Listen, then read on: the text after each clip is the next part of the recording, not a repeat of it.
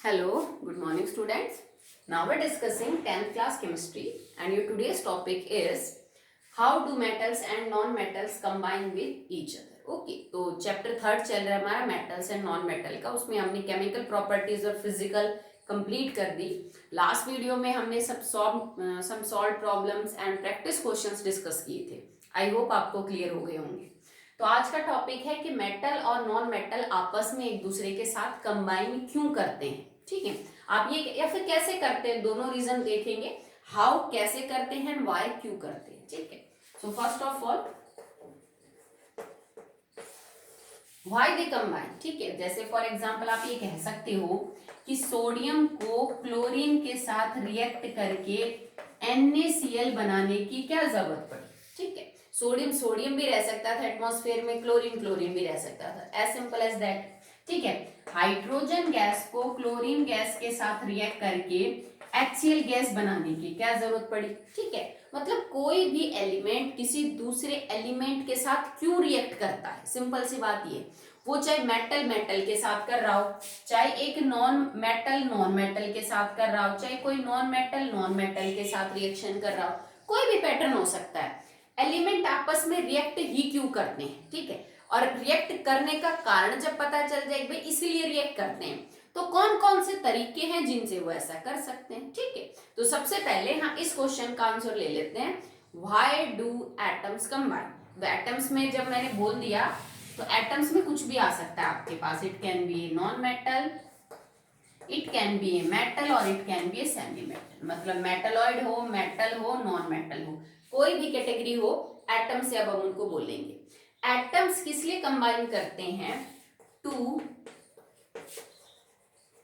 Complete their octet और duplet. तो atom सिर्फ इसलिए आपस में रिएक्ट करते हैं ताकि किसी तरह से उनका ऑक्टेट और डुप्लेट पूरा हो जाए। ऑक्टेट और डुप्लेट का क्या मतलब है बेटा, ऑक्टेट पूरे का मतलब है वैलेंस शेल में, वैलेंस शेल हैज 8 इलेक्ट्रॉन, और डुप्लेट का क्या मतलब है, valence shell has 2 electron. Okay, आपको पता है कि कॉन्फ़िगरेशन तब स्टेबल होती है, एटम तब स्टेबल होता है जब उसकी बाहर वाली शेल बिल्कुल भरी हुई, एग्जैक्ट फिल हो। ठीक है, आपको ये मैजिक नंबर याद है ना बेटा, 2 8 18 32। ठीक है, कि पहली शेल में मैक्सिमम 1, फिर 8, फिर 18 और एक 32 होते हैं। अगर किसी एलिमेंट की कॉन्फ़िगरेशन ये है जिसमें एग्जैक्टली 2 8 18 और 32 इलेक्ट्रॉन है बाहर वाली शेल में, तो वो कॉन्फ़िगरेशन सबसे स्टेबल होती है। ठीक है, और हर एटम यही चाहता है कि उसकी जो कॉन्फ़िगरेशन है वो ये बन जाए। ठीक है, अब सबकी तो ये हो नहीं सकती है, क्योंकि आपको पता है ये कॉन्फ़िगरेशन तो होती है नोबल गैसेस की, जिनको हम इनर्ट गैसेस भी बोलते हैं। ठीक है, कौन कौन सी है, helium, neon, argon, krypton, xenon and radon. इन 6 एलिमेंट्स के केस में ये कॉन्फ़िगरेशन स्टेबल है, 2 8 18 32 वाली। बाकी सब की तो नहीं है ना, तो वो क्या करे कि उनकी कॉन्फ़िगरेशन भी नोबल गैसेस जैसी हो जाए।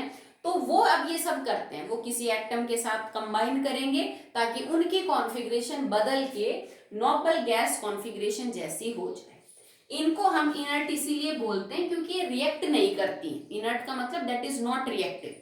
भाई इन बाकी एलिमेंट्स के रिएक्ट करने का क्या कारण है कि वो अपना ऑक्टेट और डुप्लेट पूरा करना चाहते हैं।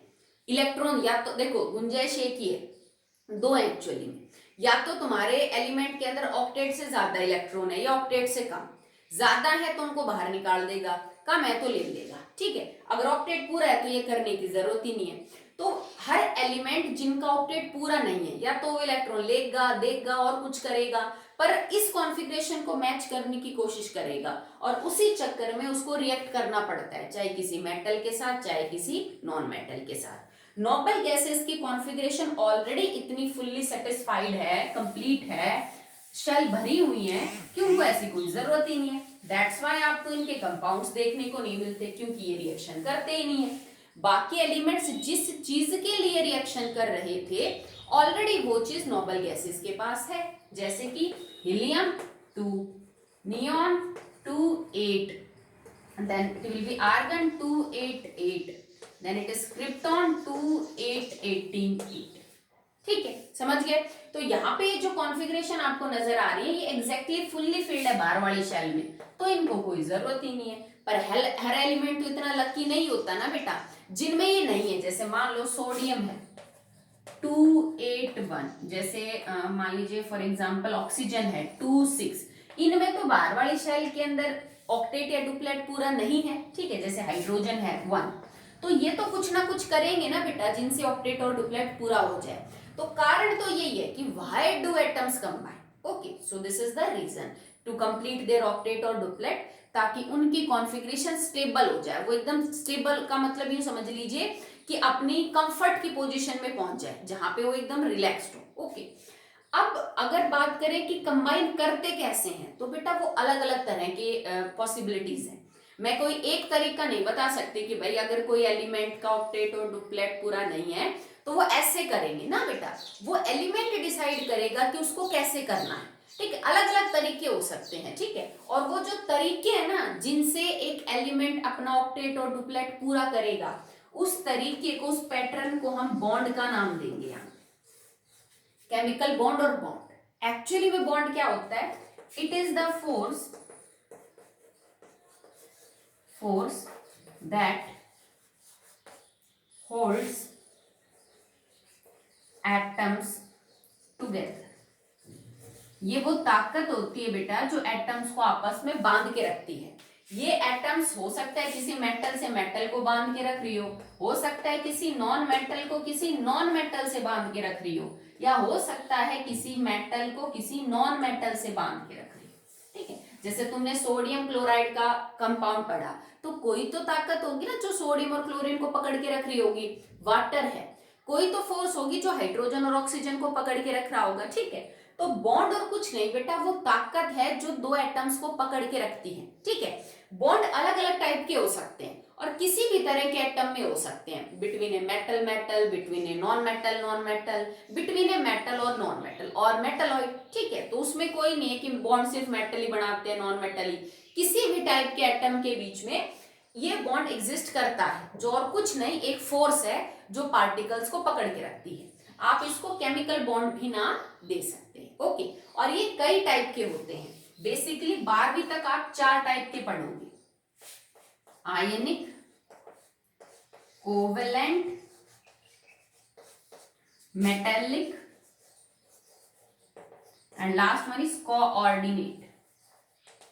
ठीक है, 12वीं तक तो ये 4 हैं, आगे आप और भी पढ़ सकते हैं। ठीक है, तो 4 टाइप के बॉन्ड है, मतलब 4 तरीके हैं एलिमेंट के पास अपना ऑक्टेट और डुप्लेट पूरा करने का। क्योंकि पीरियोडिक टेबल के अंदर जो 118 एलिमेंट है बेटा, वो बराबर, मतलब वो एक जैसे नहीं है हर चीज में प्रॉपर्टी वाइज, तो वो एक तरीका नहीं अपना सकते अपनी कॉन्फ़िगरेशन को सेटिस्फाई करने के लिए। ओके, अपने सिलेबस में जो है 10th में वो ये 2 है, ये आपको हायर क्लासेस के अंदर पढ़ने। ठीक है, तो हमारा टॉपिक ये रहेगा कि how ionic and covalent bonds are form, कैसे कोई एलिमेंट आयनिक और कोवलेंट बॉन्ड बना के अपना जो कॉन्फ़िगरेशन है वो नोबल गैस कॉन्फ़िगरेशन जैसी करता है।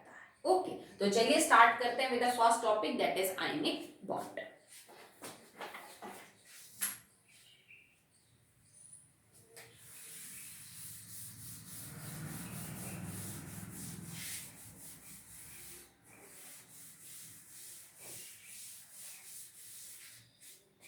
So first is ionic bond.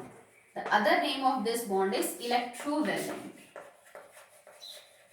हम इसको इलेक्ट्रोवैलेंट बॉन्ड भी बोलते हैं, कई बार यूज कर लिया जाता है नाम, so don't get confuse. Okay, ionic bond में बेटा आयंस होती हैं।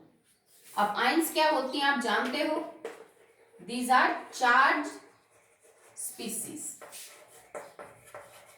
स्पीसीज से मेरा मतलब है ये कोई एटम हो सकता है, ये कोई मॉलिक्यूल हो सकता है जिसके ऊपर चार्ज लगा हो, पॉजिटिव और नेगेटिव, तो उसको हम बोल देते हैं आयन। ठीक है, अब चार्ज तो बेटा 2 होते हैं, या तो पॉजिटिव होगा या तो नेगेटिव। पॉजिटिव चार्ज होगा तो उस आयन को कैटायन बोला जाएगा, नेगेटिव होगा तो उसको एनायन बोला जाएगा। कोई नेगेटिव आयन कब बनती है? जब गेन करती है इलेक्ट्रॉन को। कोई कैटायन कब बनती है? जब loss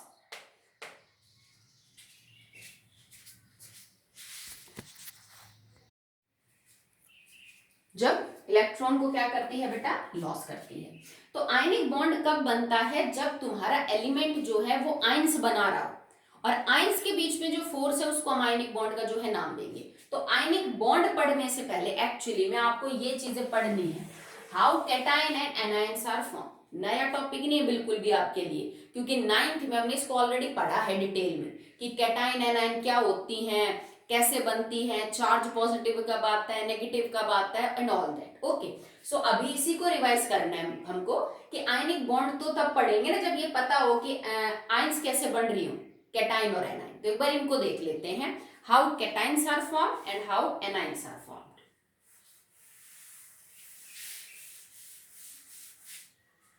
so formation of cation. तो कैटायन यूजुअली मेटल बनाते हैं बेटा, ठीक है। मेटल्स में टेंडेंसी टू लूज इलेक्ट्रॉन, और that's why they will form cation. Cation बनाते वक्त मेटल या तो एक या तो दो या तो तीन इलेक्ट्रॉन लॉस करते हैं, ज्यादा नहीं बेटा। आपको नहीं लगेगा कभी भी किसी मेटल ने 5, 6, 7 इलेक्ट्रॉन दे दिए ना बेटा, 1, 2 या 3 इलेक्ट्रॉन देके मेटल अपनी ऑक्टेट और डुप्लेट को पूरा करना चाहेंगे। इससे ज्यादा इलेक्ट्रॉन है तो कोई और तरीका यूज करेंगे, ये वाला तरीका यूज नहीं करेंगे। ओके, तो मेटल्स जनरली टेंडेंसी रखते हैं टू लूज इलेक्ट्रॉन, ठीक है। क्यों? क्योंकि उनकी ही कॉन्फ़िगरेशन कुछ ऐसी होती है कि ऑक्टेट या डुप्लेट से 1, 2 या 3 इलेक्ट्रॉन फालतू होते हैं, जैसे कि लिथियम है, सोडियम है, पोटेशियम है, मैग्नीशियम है, कैल्शियम है एंड एल्यूमिनियम है, ठीक है। ये बहुत आसान है, आप आराम से समझ सकते हैं। लिथियम का एटॉमिक नंबर 3, तो मतलब 3 इलेक्ट्रॉन और 3 ही प्रोटॉन है। अब अगर मैं इसकी कॉन्फ़िगरेशन लिखूं तो इट इज 2 and 1, इसमें एक इलेक्ट्रॉन फालतू है, नहीं तो हीलियम जैसा हो जाता। हीलियम जो कि नोबल गैस है, पहली शेल जिसकी भरी हुई है 2 इलेक्ट्रॉन, तो ये चाहेगा ना कि इसका एक इलेक्ट्रॉन कोई ले ले, ताकि ये तो अपनी नोबल गैस कॉन्फ़िगरेशन को अचीव करे। तो ये क्या बन जाएगी इसकी इक्वेशन? लिथियम माइनस एक electron, it becomes lithium positive and plus 1 electron. Simple, lithium की कैटायन बन गई। क्यों लिखा मैंने लिथियम पॉजिटिव? क्योंकि देखो लिथियम में 3 इलेक्ट्रॉन और 3 प्रोटॉन थे, मतलब 3 ही तो नेगेटिव और 3 ही पॉजिटिव चार्ज, ठीक है। जब तुमने इसमें से एक इलेक्ट्रॉन निकाला तो 2 तो इलेक्ट्रॉन बच गए और 3 प्रोटॉन, मतलब 2 नेगेटिव चार्ज 3 पॉजिटिव, तो ओवरऑल रिजल्ट क्या आएगा? पॉजिटिव, ठीक है। Next sodium, atomic number 11, 11 electron 11 proton, configuration 2, 8, 1। ये एक इलेक्ट्रॉन फालतू है, नहीं तो ये नियॉन जैसा हो जाता, तो दे देगा एक electron. Sodium minus 1 electron gets converted into sodium positive plus 1 electron. Reason is same, यहाँ 11 इलेक्ट्रॉन 11 प्रोटॉन, 11 नेगेटिव 11 पॉजिटिव, एक इलेक्ट्रॉन दे दिया 10 नेगेटिव 11 पॉजिटिव, तो charge plus 1। Potassium 19 electron 19 proton, 2, 8, 8, 1। ये आप जानते हो ना बेटा, किसी भी एलिमेंट का जो एटॉमिक नंबर है उसके नंबर ऑफ इलेक्ट्रॉन के बराबर है, और नंबर ऑफ इलेक्ट्रॉन प्रोटॉन के बराबर होते हैं अगर एटम न्यूट्रल है, और मेरे सारे एटम न्यूट्रल है, मैंने किसी पे चार्ज नहीं लगाया, ठीक है। तो इसकी कॉन्फ़िगरेशन भी बेटा देखो आर्गन जैसी है, पर एक इलेक्ट्रॉन फालतू है। तो पोटेशियम भी क्या करेगा, अपने में से एक इलेक्ट्रॉन देके के पॉजिटिव प्लस 1 इलेक्ट्रॉन। अब आप समझ गए होंगे के पे पॉजिटिव क्यों आया, ठीक है। मैग्नीशियम 12 इलेक्ट्रॉन 12 प्रोटॉन, इसका मतलब कॉन्फ़िगरेशन है 2, 8, 2। नियॉन की कॉन्फ़िगरेशन से 2 फालतू, तो ये 2 लूज करेगा। Magnesium minus 2 electron gets converted into magnesium 2 positive plus 2 electron. क्यों लगाया 2 पॉजिटिव?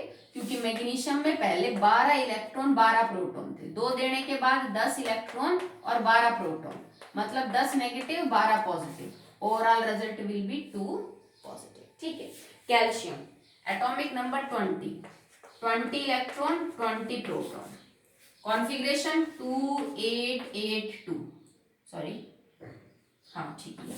तो यहाँ देखो इसकी कॉन्फ़िगरेशन आर्गन तक है, 2 फालतू है तो 2 इलेक्ट्रॉन लूज करेगा। So calcium can lose 2 electron to form calcium 2 positive plus 2 electron. ठीक है, तो देखो कोई एक दे रहा है, कोई दो दे रहा है, एल्यूमिनियम 3 भी दे सकता है। अगर मैं एल्यूमिनियम के बारे में बात करूं, so it can give 3 electron because aluminium has atomic number 13 283।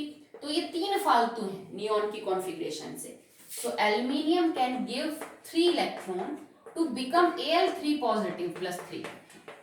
समझ गए ना बेटा Al3 पॉजिटिव क्यों? क्योंकि 3 इलेक्ट्रॉन दे दिए तो 10 इलेक्ट्रॉन और 13 प्रोटॉन है, तो चार्ज 3 पॉजिटिव। तो देखो मेटल्स में टेंडेंसी है लूज करने की, 1 2 3 इलेक्ट्रॉन लूज करके वो अपनी कैटाइन बना लेते हैं। ठीक है, तो समझ में आया how formation of cation take place when your element possesses 1 2 or 3 extra electron then the noble gas configuration, then they have a strong tendency to give these electrons to anybody that wants this, and after doing this they acquire positive charge on themselves and the cation formation takes place। Clear है? चलिए अब A9 की formation कर लेते हैं, क्योंकि बेटा electron देगा तो कोई तब ना जब कोई लेने वाला मौजूद होगा। अगर आप किसी मतलब मेटल से इलेक्ट्रॉन लॉस करवा रहे हैं तो ऑब्वियस सी बात है किसी को देने, बिना किसी को अगर लेने ही नहीं है तो एलिमेंट अपना इलेक्ट्रॉन कैसे देगा और किसको देगा? सोडियम तब सोडियम पॉजिटिव बन सकता है अगर कोई सामने एक्सेप्ट करने वाला हो। ठीक है, now the formation of anions. Anions बनाते हैं बेटा नॉन मेटल्स, और ये कब बनती है? When they accept electron. Clearly या तो ये 1 होगा या ये 2 होगा या 3। जब कोई नॉन मेटल 1 2 या 3 इलेक्ट्रॉन एक्सेप्ट करके नोबल गैस कॉन्फ़िगरेशन को मैच करता है तो हम वहां पे एनाइन फॉर्मेशन देखते हैं। ठीक है, ये ऐसा क्यों करते हैं नॉन मेटल? क्योंकि बेटा इनकी कॉन्फ़िगरेशन ही कुछ ऐसी है कि 1 2 3 इलेक्ट्रॉन कम पड़ते हैं। ठीक है, इसी वजह से इनमें बड़ी स्ट्रॉन्ग टेंडेंसी है कि ये इलेक्ट्रॉन को लेते हैं। एक और बात, ऐसा नहीं है कि दुनिया का हर मेटल इलेक्ट्रॉन लूज करेगा और दुनिया का हर नॉन मेटल करेगा, पर इलेक्ट्रॉन लूज करना मेटल का गुण है, सब मेटल का नहीं पर कुछ एक का। इलेक्ट्रॉन लेना भी नॉन मेटल का गुण है, सबका नहीं कुछ एक का। ठीक है, पर ये उल्टा नहीं कर सकते आप कि मैडम ये तो जैसे मेटल तो इसमें इलेक्ट्रॉन देखो ले रहा है और नॉन मेटल दे रहा है, वो नहीं होगा। सब मेटल्स या नॉन मेटल्स के लिए लागू नहीं है। ठीक है, आगे आप और बॉन्ड पढ़ेंगे तो और भी टाइप मिलेंगे आपको। अब देखो जैसे नंबर 1 है फ्लोरीन, एटॉमिक नंबर 7 2 और 7, एक इलेक्ट्रॉन कम है, नहीं तो ये 2 और 8 हो जाए, तो ये एक इलेक्ट्रॉन लेगा। Fluorine gains 1 electron to becomes F negative 1 fluoride ion. क्यों? क्योंकि पहले इसमें 9 इलेक्ट्रॉन और 9 प्रोटॉन थे, now it becomes 10 electron, proton तो अभी भी 9 ही है, तो 10 negative 9 positive, 1 negative charge. Okay, fluorine के अलावा क्लोरीन 17 2 8 7, एक कम है नहीं तो आर्गन की बन सकती है, तो chlorine gains 1 electron to become Cl negative chloride ion. ठीक है, ऑक्सीजन 8 2 और 6, 2 इलेक्ट्रॉन कम है, oxygen gains 2 electron to become O2 negative oxide ion. 16 sulphur 2 8 6, 2 electron कम है नहीं तो ये आर्गन बन सकता है, so sulfur gains 2 electron to become S2 negative। 7 nitrogen, sorry बेटा 9 आएगा, 7 नाइट्रोजन 2 and 5। अब 5 में कितने करें कि 8 हो जाए? 3 लेगा, तो nitrogen gains 3 electron to becomes N3 negative, that is known as nitride ion. 15 phosphorus 2 8 5, 5 में 3 ऐड करेगा, phosphorus plus 3 electron gets converted into P3 negative phosphide ion. इस पे 3 नेगेटिव इसलिए आया क्योंकि यहाँ पे 3 इलेक्ट्रॉन एक्स्ट्रा है, 3 नेगेटिव चार्ज एक्स्ट्रा है। यहाँ 2 नेगेटिव इसलिए आया क्योंकि पॉजिटिव से 2 नेगेटिव चार्ज एक्स्ट्रा है। यहाँ नेगेटिव 1 इसलिए है क्योंकि पॉजिटिव से 1 नेगेटिव चार्ज एक्स्ट्रा है। ठीक है, तो देखो यहाँ हमने देखा कि एनाइंस कब बनी? जब एलिमेंट्स के अंदर 1 2 या 3 इलेक्ट्रॉन कम पड़ रहे थे ऑक्टेट को पूरा करने में। कैटाइंस कब बनी? जब 1 2 या 3 इलेक्ट्रॉन फालतू थे, किससे बेटा? नोबल गैस कॉन्फ़िगरेशन से। ठीक है, तो जब कोई एलिमेंट कैटाइन और एनाइन बनाता है तो वो इस पैटर्न को फॉलो करते हुए कैटाइन एनाइंस की फॉर्मेशन करते हैं। ठीक है, आज के लिए इतना ही। अगले वीडियो में हम ये देखेंगे how this cation and anion help in making a bond ionic. Okay.